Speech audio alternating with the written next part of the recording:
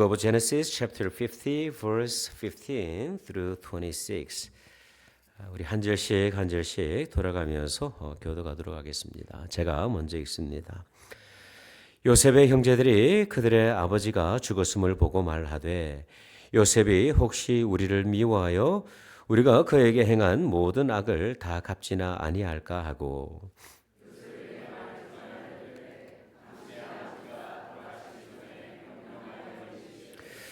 너희는 이같이 요셉에게 이르라. 내 형들이 내게 악을 행하였을지라도 이제 바라건대 그들의 허물과 죄를 용서하라 하셨나니 당신 아버지의 하나님의 종들인 우리 죄를 이제 용서하소서 하며 요셉이 그들이 그에게 하는 말을 들을 때에 울었더라.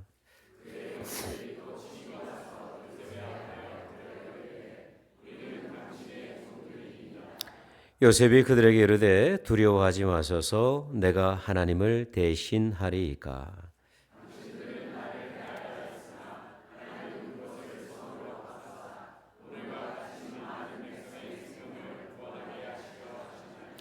당신들은 두려워하지 마소서 내가 당신들과 당신들의 자녀를 기르리이다 하고 그들을 간곡한 말로 위로하였더라.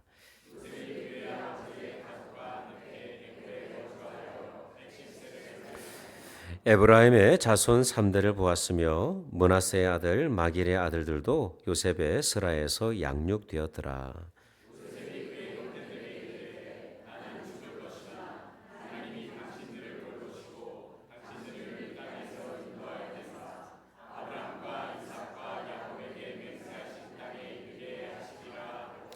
요셉이 또 이스라엘 자손에게 맹세시켜 이르기를 하나님이 반드시 당신들을 돌보시리니 당신들은 여기서 내 해골을 메고 올라가겠다 하라 하였더라.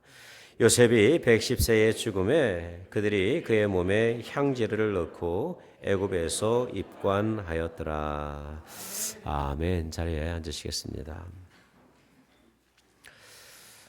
오늘은 또 말씀을 인도하실 이렇게 또 전도사님이 오셨습니다. 우리 정석영 목사님의 이렇게 후임으로 사역하시게 될 우리 정상현 전도사님이신데요. 한국에서는 우리 그 전도사님께서 백석대학교에서 신학과 그리고 기독교 교육학을 전공을 하셨습니다. 그리고 미국으로 유학을 하셔서 Southern Baptist Theological Seminary에서 목회학 석사를 이렇게 마칠 예정입니다. 학기 과정은 다 마쳤고요. 다음 주일 이렇게 졸업을 하시게 되는데요. 한국에서는 청소년부 사역을 오랫동안 그렇게 사역을 하셨고 미국에서는 예배와 청년 그리고 행정 사역 그리고 방송 담당 전도사님으로 이렇게 그렇게 쭉 사역을 해 오셨습니다. 가족으로는 김영지 사모님 오늘 예배 가운데 참여하지 못하시고 저 온라인을 통해서 체육관에서 예배를 드리고 계시고요. 그리고 설아에 일남 일녀가 있습니다. 정이서 4살 며칠 전에 4살이 되었어요. 그리고 이렇게 둘째는 아들인데 다음 달이면 아마 2살이 되는 것 같습니다. 정이한 이안이 아니고 이한입니다. 저희 그 이한이들이 되게 많은데 참 귀여운 아이들을 이렇게 하나님께서 선물로 주셨어요. 우리 전사님께서 나오셔서 말씀을 전하실 때 우리 환영의 의미로 할렐루야와 이렇게 뜨거운 박수로 환영해 주시기를 바랍니다. 우리 전사님 앞으로 나오십시오. 할렐루야 환영합니다. 전사님.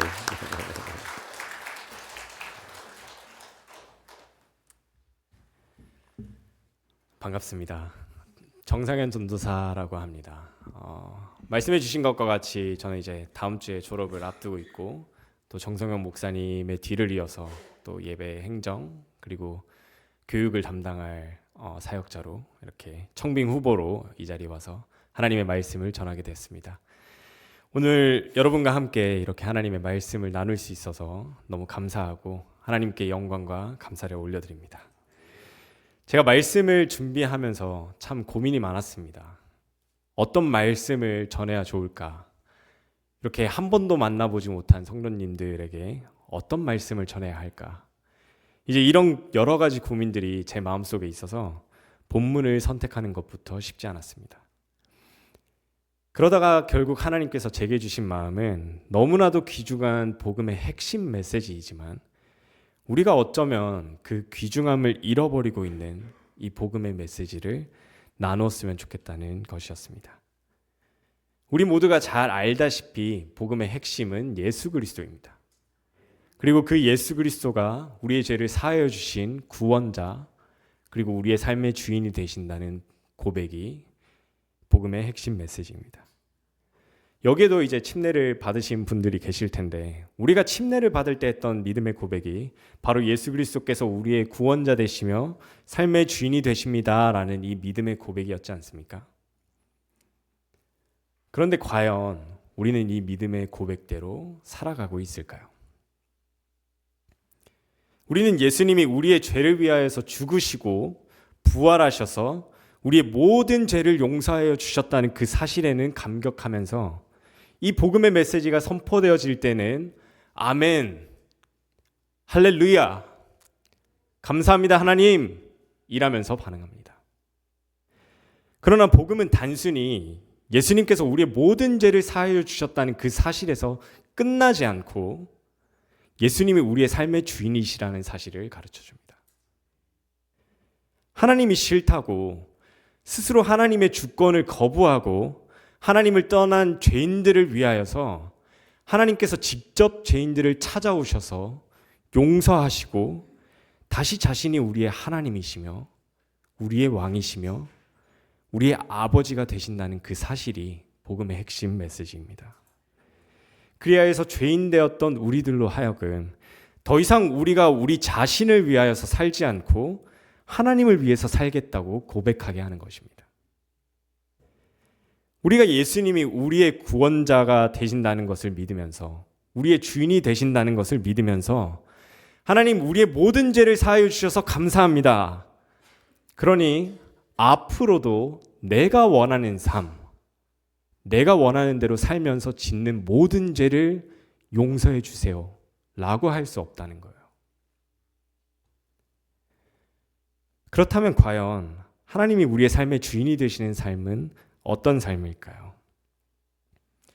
하나님이 통치하시는 그 주권 아래에서 살아간다는 것은 어떻게 살아가는 것일까요?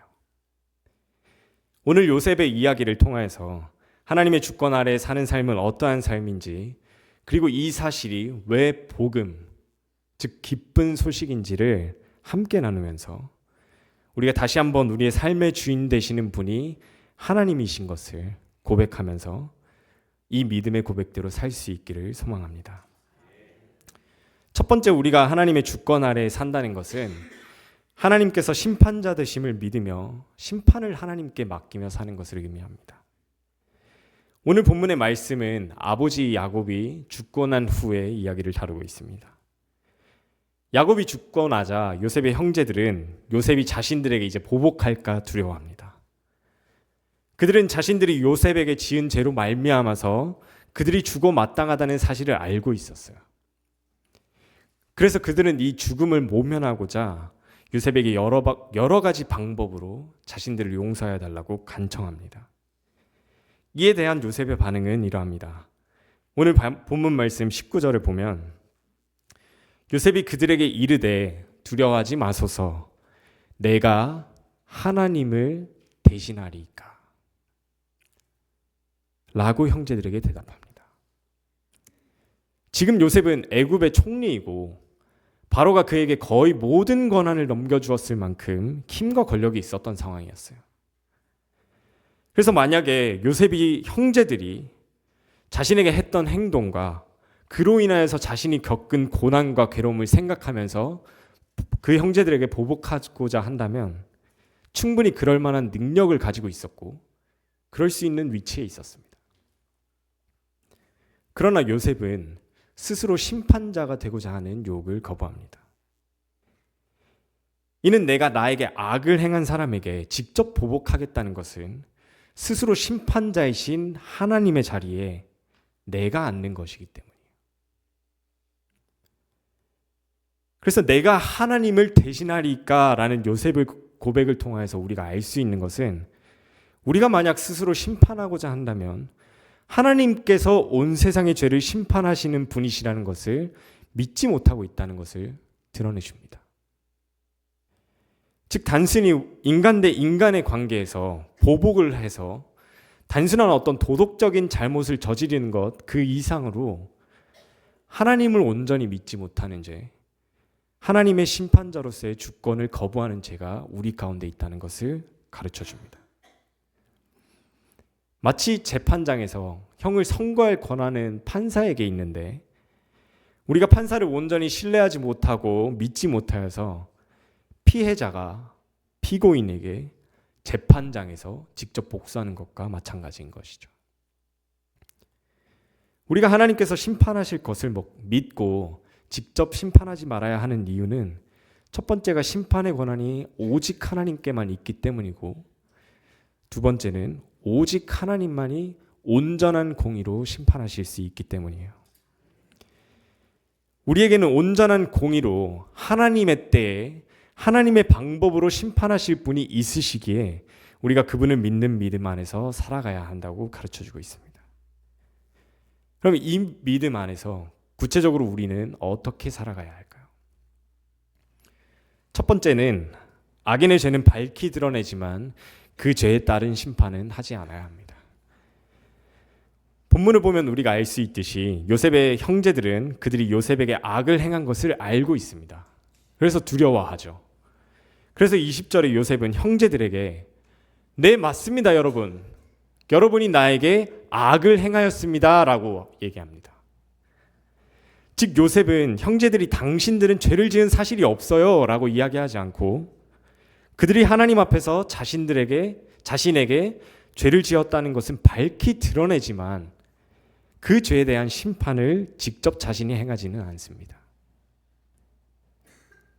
그리고 두 번째는 우리가 우리에게 악을 행한 자들의 악을 드러내었을 때 그들이 자신의 죄를 회개하고 용서를 구한다면 우리는 이들을 용서하고 그들과의 관계를 회복하는 삶을 살아야 한다는 거예요.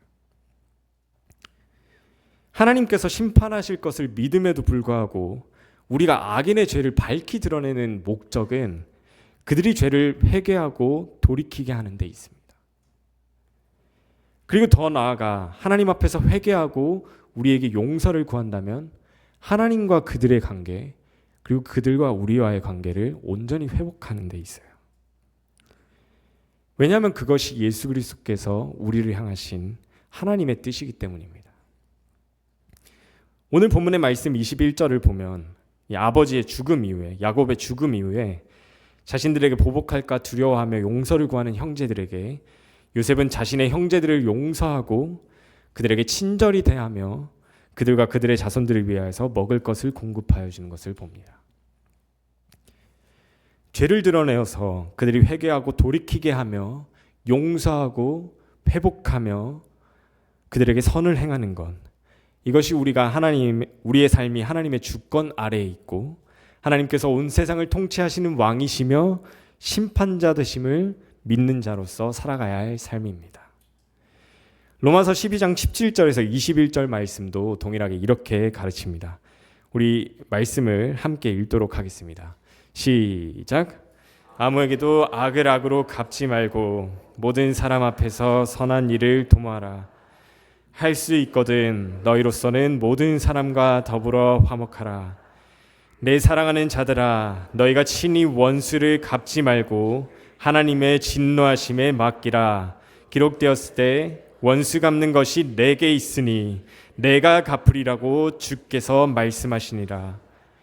내 원수가 줄이거든 먹이고 목마르거든 마시게 하라. 그리함으로 내가 숯불을 그 머리에 쌓아 놓으리라. 악에게 지지 말고 선으로 악을 이기라. 아멘. 사실 우리가 이제 실제로 이러한 상황을 마주하면 하나님께 심판을 맡기고 살아가는 것이 쉽지 않습니다. 왜냐하면 나는 당장 나에게 악을 행한 자들이 심판받는 것을 보고 싶고 그 악에 대해서 스스로 내가 보복하고 싶은 마음이 우리 가운데 있기 때문이에요. 하지만 실제로 우리가 그 악에 대해서 보복을 하는 악을 행하고 나면 우리의 마음이 편치 않은 것을 경험하게 됩니다. 우리가 당한 악에 비해서 적게 복수하면 적게 복수한 대로, 또는 우리가 당한 악에 비해서 많게 복수하면 많게 복수한 대로 우리도 그들에게 악을 행해야 하기 때문에 마음이 편치 않은 거예요. 성경은 하나님께서 하나님의 때에 그 죄에 대해서 정확하고 마땅한 심판을 하실 것이라고 가르칩니다. 따라서 공의로 심판하시는 하나님을 믿고 우리가 살아간다면 하나님께서 완벽한 공의로 심판하실 것을 믿기에 우리가 어떠한 악한 일을 당하더라도 악을 악으로 갚기보다 회개를 촉구하고 용서하며 관계를 회복하고 선을 행하면서 살 수 있는 것입니다. 여러분, 하나님의 심판자 되시는 주권 아래에서 여러분에게 악을 행하는 자들에 대하여 악으로 갚지 않고 선을 행하며 그들의 죄를 드러내어서 회개를 촉구하고 회개하고 돌이키는 자들과 화목하기를 힘쓰는 우리의 삶이 되기를 축복합니다. 이와 같이 첫 번째 우리가 주목한 것이 하나님께서 심판자 되시는 그 주권 아래에서 우리에게 악을 행한 자들과의 관계에서 우리가 어떻게 살아야 하는지를 가르쳐 줬다면, 두 번째는 그 악한 일로 인하여서 이제 우리 자신에게 남겨진 그 고난과 고통, 그것을 어떻게 이해하는지를 성경적인 관점을 우리에게 가르쳐 줍니다. 그것은 우리가 당한 이 악한 일들조차 하나님과 뜻과 계획 안에 있으며 하나님께서 우리를 향한 하나님의 뜻을 이루시는 데에 하나님께서 사용하시며 우리는 언제나 하나님의 선하신 인도하심 아래에 있다는 거예요. 그래서 두 번째로 함께 나누고자 하는 것은 성가가 그 모든 일들이 하나님의 통치하심 아래에 있으며 우리의 삶은 언제나 하나님의 선하신 인도하심 아래에 있다는 이 사실입니다.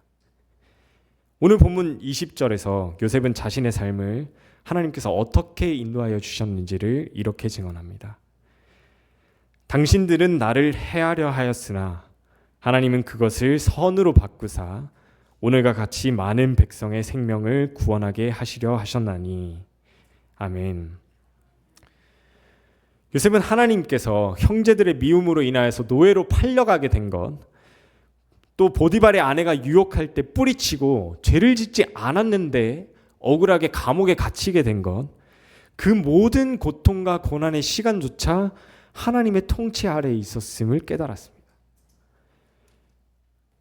그리고 놀랍게도 하나님은 그 모든 요셉이 당한 악한 일들을 통하여서 요셉이 애굽의 총리가 되게 하시고 요셉을 통하여서 많은 사람들을 구원하고자 하시는 그 하나님의 뜻을 이루셨다는 것을 고백합니다. 즉 그 모든 고통과 고난의 순간에도 요셉은 여전히 하나님의 선하신 인도하심 아래에 있다는 것을 고백하는 거예요. 그러나 우리가 여기에서 간과하지 말아야 할 것은 요셉이 당한 그 고난이 결코 쉽지 않았다는 사실. 그래서 이 지금과 같은 믿음의 고백을 하는 것이 굉장히 놀라운 믿음의 고백이라는 사실이에요. 우리가 요셉의 이야기를 묵상할 때 요셉이 결국 애굽의 총리가 되었다는 그 결과만을 보고서 고난의 순간에 여전히 하나님께서 선하시다는 것을 믿느냐라는 질문이 얼마나 큰 믿음의 도전인가를 보지 못하는 것 같습니다. 요셉은 형들의 미움으로 인하여서 어린 나이에 가족들과 이별해야만 했고 13년이라는 시간 동안 노예로 그리고 억울하게 감옥에서 지내야만 했습니다. 그리고 가족들과는 20년이라는 시간 동안 생사 여부도 확인하지 못한 채 지내고 있어요. 하나님께서는 요셉에게 꿈을 통하여서 두 번이나 자신을 높이실 것을 보여주셨는데 자신이 실제로 마주하였던 상황은 그와는 정반대로 어쩌면 세상의 가장 낮은 곳, 가장 초라한 곳으로 가게 되었어요. 우리가 만약에 요셉이었다면 이렇게 질문하지 않았을까요?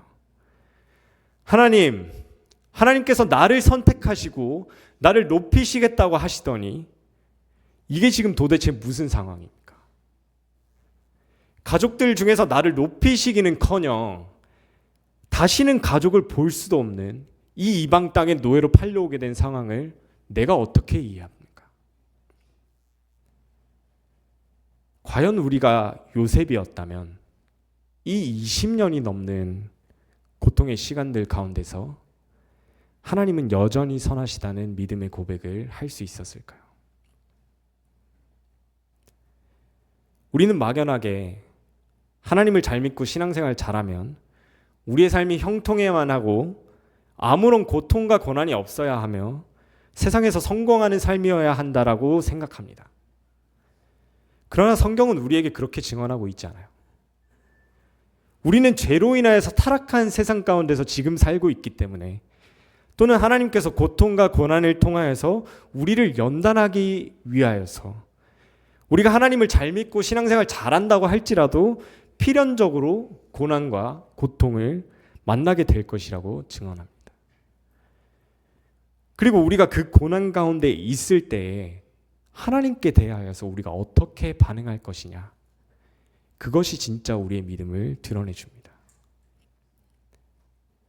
여전히 고난 가운데서도 우리는 하나님의 선하신 인도하심 아래에 있다는 것을 믿을 것인지, 아니면 하나님의 선하신 인도하심을 부정할 것인지, 이 질문이 고난을 겪고 있는 자들에게 가장 중요한 질문인 거예요.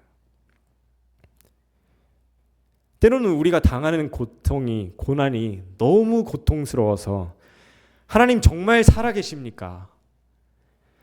하나님 정말 당신은 언제나 선하시며 그 선하신 인도하심 가운데 나의 삶을 이끌고 계신 건 맞습니까?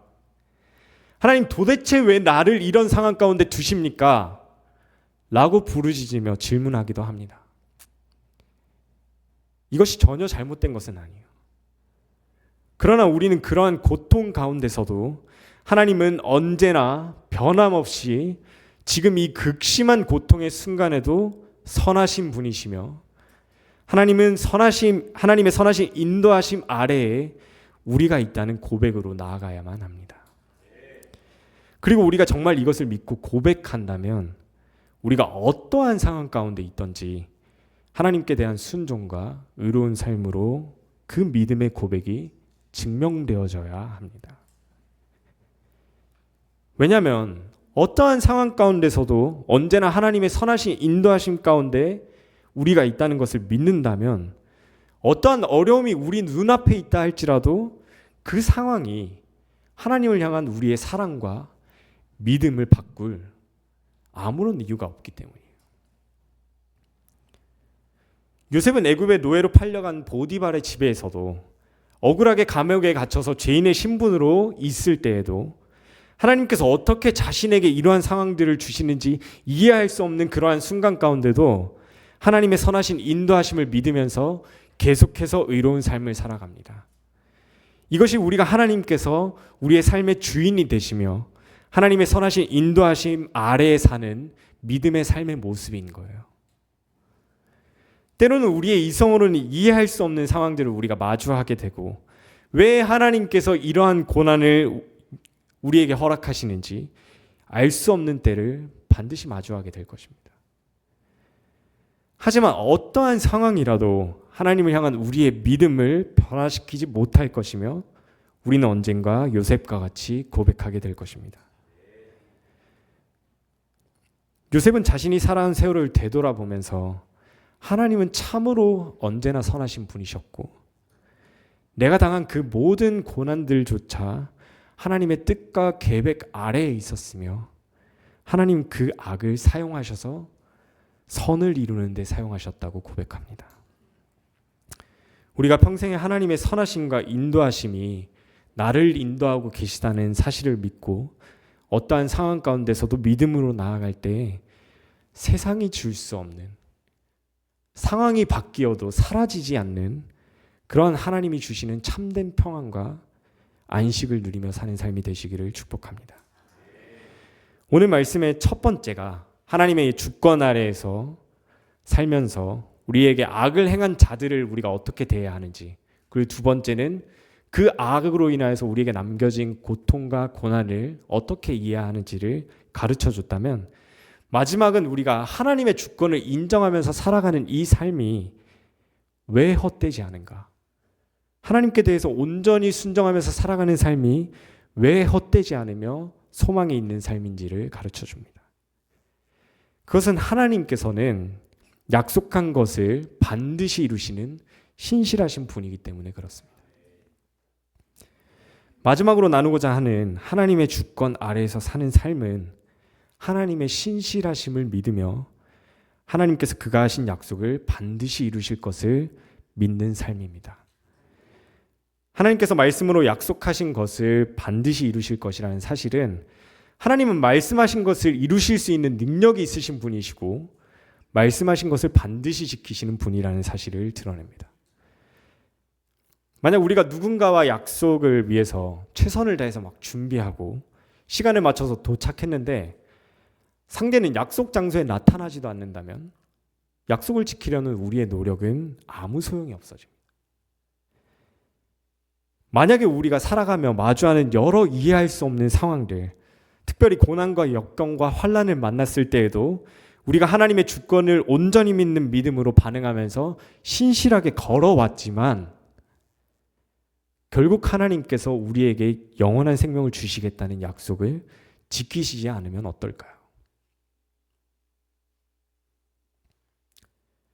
이와 같이 하나님의 주권 아래 믿음대로 사는 것이 우리에게 의미가 있으려면 하나님께서는 어제나 오늘이나 내일이나 언제나 동일하시며 말씀하신 것을 항상 지키시는 신실하신 분이라는 것이 확실해야 합니다. 여기 요셉의 이야기에서 하나님은 하나님이 신실하신 분임을 분명하게 드러내십니다.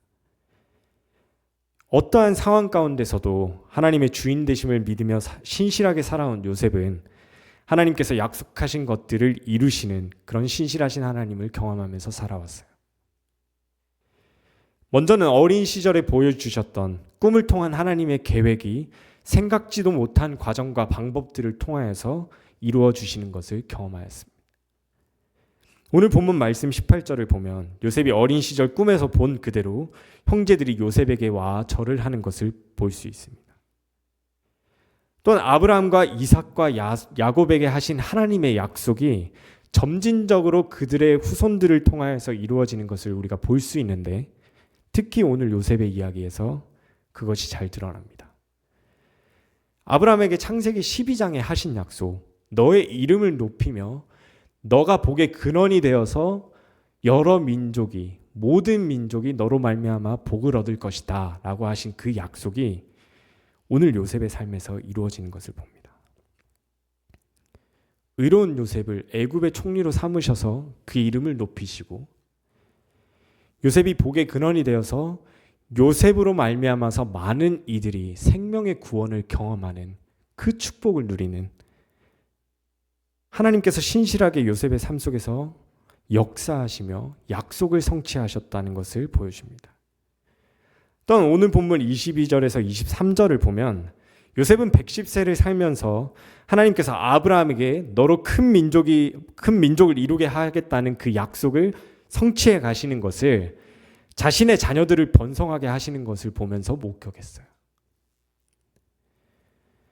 그의 평생에 하나님께서 말씀하시고 보여주시고 약속하신 것들을 이루시는 그런 신실하신 하나님을 경험한 거예요. 이렇게 하나님은 하나님께 온전한 믿음을 두고 그의 주권 아래에서 신실하게 살아가는 자들에게 하나님께서 하신 약속을 성취하시며 그분의 신실하심을 드러내십니다. 그래서 요셉은 자신이 죽기 전에 이 신실하신 하나님께 믿음을 두고 하나님께서 약속하신 것을 반드시 이루실 것이라고 이야기합니다. 오늘 본문 24절에서 26절의 말씀 함께 읽도록 하겠습니다. 시작.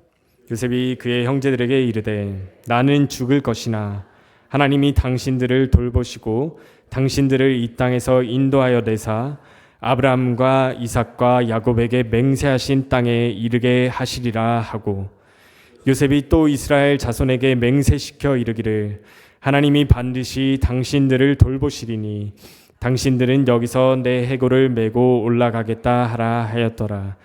요셉이 110세의 죽음에 그들의 그 몸에 향재료를 넣고 애굽에서 입간하였더라. 아멘. 요셉이 자신이 살아있는 동안에 하나님께서 주신 땅에 대한 약속이 성취되는 것을 경험하지 못하고 죽음을 맞이했습니다. 그럼에도 불구하고 신실하신 하나님께서 하나님의 때에 약속하신 것을 이루실 것을 믿기에 이스라엘 백성들에게 반드시 하나님께서 너희를 찾아오실 거라고 선포합니다. 요셉은 믿음으로 하나님께서 이루실 것들을 보았고 그 안에 소망을 두며 하나님께서 약속하신 것을 이루실 때에 약속하신 땅으로 자신의 해골을 메고 올라가 달라고 부탁합니다. 죽음조차도 요셉이 하나님을 향한 믿음을 깨뜨리지 못하였고 신실하신 하나님을 믿는 그 믿음 안에서 죽는 그 순간에도 요셉은 하나님 안에 있는 참된 소망을 가지고 눈을 감았습니다. 우리가 하나님의 주권을 인정하고 하나님께서 우리의 삶의 주인이 되심을 인정하며 이 세상의 것들을 포기하고 하늘의 것들을 소망하며 사는 삶이 왜 헛되지 않을까요? 그것은 바로 우리가 죽더라도 하나님께서 우리에게 하신 약속이 무효가 되는 것이 아니라 신실하신 하나님께서 약속하신 것들을 반드시 이루실 것이기 때문입니다. 그리스도인들의 죽음이 다른 사람들과 다른 것은 그들은 죽고 나면 더 이상 아무런 소망이 없고 하나님의 심판을 받아 영원한 죽음에 던져질 일만 남겨져 있지만 우리는 지금 이 세상을 당장 떠나더라도 신실하신 하나님께서 우리에게 약속하신 것들을 이루실 것이기 때문이에요. 하나님은 반드시 말씀하신 하나님의 뜻과 약속을 이루실 것이기에 우리가 이해할 수 없는 고난과 역경 가운데서도 주님만을 붙들며 사는 삶이 헛되지 않고 죽음조차도 흔들지 못하는 믿음이 우리 안에 있게 될 줄을 믿습니다. 약속하신 대로 자신의 아들 독생자 예수 그리스도를 아낌없이 우리를 위하여서 내어주신 그 신실하신 하나님께서 또한 예수 그리스도께서 다시 오실 그때에 예수 그리스도를 구세주와 주인으로 영접하며 하나님의 주권 아래에서 신실하게 걸어간 우리들에게 약속하신 영원한 하나님의 나라를 상속받게 하실 줄 믿습니다. 말씀을 마치며 오늘 말씀을 너무 잘 반영하고 있는 이 시편 23편의 말씀을 함께 읽겠습니다. 시편 23편의 말씀입니다. 시작. 여호와는 나의 목자시니 내게 부족함이 없으리로다. 그가 나를 푸른 풀밭에 누이시며 쉴만한 물가로 인도하시는도다. 내 영혼을 소생시키시고 자기 이름을 위하여 의의 길로 인도하시는도다. 내가 사망의 음침한 골짜기로 다닐지라도 해를 두려워하지 않을 것은 주께서 나와 함께 하심이라. 주의 지팡이와 막대기가 나를 안위하시나이다. 주께서 내 원수의 목전에서 내게 상을 차려주시고 기름을 내 머리에 부으셨으니 내 잔이 넘치나이다. 내 평생의 선하심과 인자하심이 반드시 나를 따르리니 내가 여호와의 집에 영원히 살리로다. 아멘. 하나님의 주권 아래에서 사는 삶은 참으로 복된 삶입니다. 그 삶이 마냥 형통하기만 하고 행복하기만 하고 아무런 고통과 고난이 없는 삶이어서 그런 것이 아니라 우리가 믿는 하나님께서 우리가 측량할 수 없는 지혜로 온 천지 만물을 통치하고 계시고 결국 우리가 겪는 그 모든 고난의 순간들조차 하나님께서 선하신 뜻을 이루시는 데 사용하시며 하나님의 선하심과 인자하심이 우리의 평생에 함께하며 우리를 의의 길로 인도하시기 때문이에요. 정말로 우리가 이 사실을 믿고 살아간다면 어떠한 상황 가운데 있더라도 범사에 감사하게 되고 어떠한 상황 가운데 있더라도 하나님께서 우리를 향한 하나님의 뜻을 이루고 계심을 보게 되고 어떠한 상황 가운데 있더라도 하나님을 예배하며 찬양하며 나아갈 수 있는 것입니다.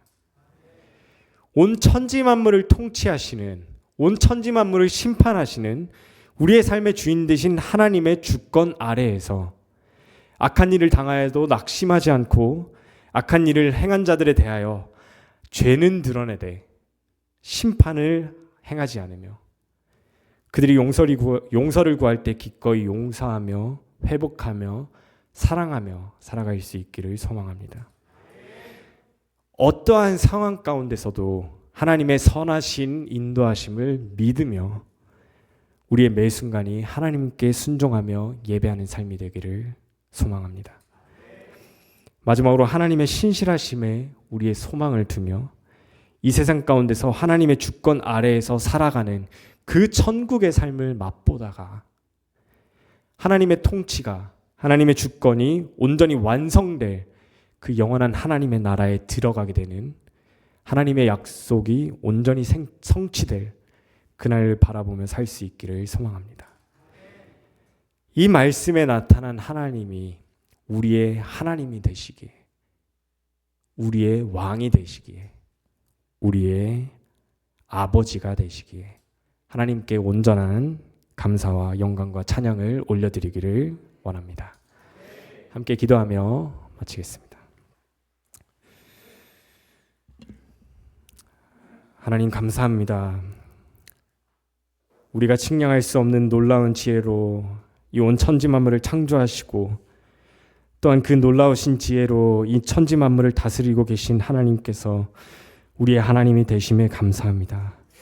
하나님, 우리가 이해할 수 없을 때에도, 우리가 고통과 고난 가운데 있을 때에도 하나님께서 세심한 그 인도하심 가운데, 하나님의 선하신 인도하심 가운데 우리가 있다는 것을 믿고 믿음의 눈으로 하나님을 바라보면서 나아갈 수 있게 하시고, 하나님 정말로 우리가 어떠한 상황 가운데 있더라도 하나님께 믿음으로 반응하며 우리가 온전히 하나님을 예배하며 하나님께 감사하며 하나님을 찬양하며 하나님께 순종하며 나아가는 우리의 삶이 될 수 있도록 주님께서 축복하여 주시옵소서.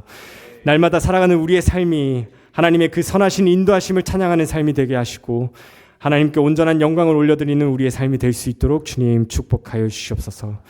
또한 우리가 하나님의 신실하심을 믿으며 예수 그리스도께서 다시 오실 그때에 우리에게 약속하신 그 영원한 생명을 허락하실 그때, 하나님께서 약속하신 그 영원한 하나님의 나라를 상속받게 하실 그때를 우리가 바라보고 소망하며 하늘의 것들을 바라며 나아가는 우리의 삶이 되도록 축복하여 주시옵소서. 감사드리며 예수님의 이름으로 기도드렸습니다. 아멘. 이 시간 우리 말씀을 생각하면서 잠시 한번 기도하기를 원합니다. 주님 참 감사합니다. 메마른 영혼들 가운데 하나님 각자 심령 가운데 하나님의 말씀을 먹여주시고 공급하시니 참 감사합니다. 하나님, 오늘을 저희들 살아가게 될 때에 세상의 지혜와 지금까지의 경험을 하나님에 다 내려놓고 하나님의 말씀 붙들고 살아갈 수 있도록 주님 도와주시옵소서. 때로 우리 인생 가운데 풍랑이 불고 국가적인 하나님 위기를 맞이할 때마다 하나님 우리가 낙심하지 아니하고 여전히 신실하신 하나님을 우리가 바라보며 하나님의 말씀 붙들고 살아가는 저희들 될 수 있도록 주여 도와주시옵소서. 이 하나님의 말씀이 내 영혼의 힘이 되게 하여 주시고 이 하나님의 말씀이 하나님 한 주간을 살아가는 내 영혼의 귀한 양식 될 수 있도록 주님 붙들어 주시옵소서. 이 기도 제목 가지고 우리 다 같이 한번 기도하기를 원합니다. 기도합시다. 살아계신 아버지 하나님 참으로 감사합니다. 하나님 앞에 예배하는 이 귀하고 복된 시간을 제대로 허락하시니 고맙습니다. 메마른 아버지의 10년 가운데 하늘의 귀한 은혜를 공급하여 주시고 성령께서 아버지 하나님의 말씀을 통해 우리를 가르쳐 주시고 깨닫게 하시니 참으로 감사합니다. 하나님의 축복 가운데 있는 저희들 하나님이여 찬송합니다. 때로는 아버지 하나님이 예기치 아니하는 아버지 하나님 그 풍랑이는 아버지 하나님 그 인생의 아버지 하나님 환경들을 바라보며 아버지 하나님 그 신실하심에 대하여서 아버지 하나님이여 질문하기도 하고 두려워하기도 하지만 하나님 영원히 변함없으신 하나님, 영원히 완전하신 하나님, 영원히 아버지 하나님 신실하신 하나님을 저희들 찬송합니다. 하나님 오늘 환경 가운데 펼쳐져 있는 그런 환경들을 하나님을 바라보며 하나님을 애쓰가는 것이 아니라 하나님의 요셉이 아버지 하나님의 주님 앞에 서는 그 순간까지 한평생 아버지 하나님 주의 신실하심을 선포하며 고백하며